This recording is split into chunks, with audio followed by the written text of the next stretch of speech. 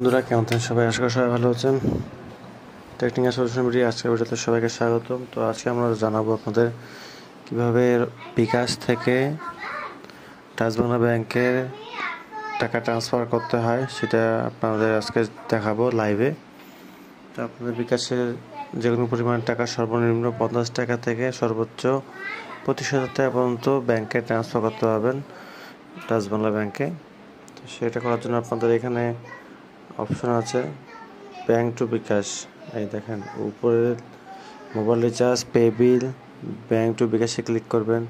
তো visa, debit card, visa এখানে ব্যাংকের কোনো অপশন নাই, ডাচ বাংলা ব্যাংক। তো ডাচ বাংলা ব্যাংকের ভিসা কার্ডটা এখানে ক্লিক করবেন। এখানে 16 ডিজিটের আপনাদের 16 ডিজিটের কার্ড নাম্বারটা এখানে পেস্ট করবেন, পেস্ট করে নেক্সট করবেন। তো ডাচ বাংলা ব্যাংক দেখাচ্ছে এখানে আমি 100 টাকা যদি ট্রান্সফার করি আমাদের কিন্তু 11 টাকা 50 পয়সা কিন্তু কাটবে। দেখেন 1.25। তো আমি যদি এখানে 2000 টাকা ট্রান্সফার করি,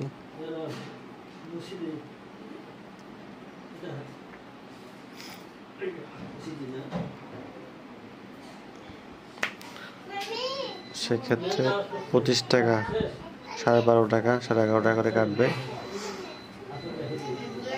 ট্রান্সফার কমপ্লিট।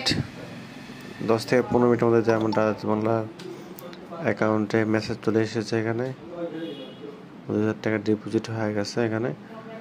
তো আশা করি আপনারা বুঝতে পেরেছেন যে কিভাবে বিকাশ থেকে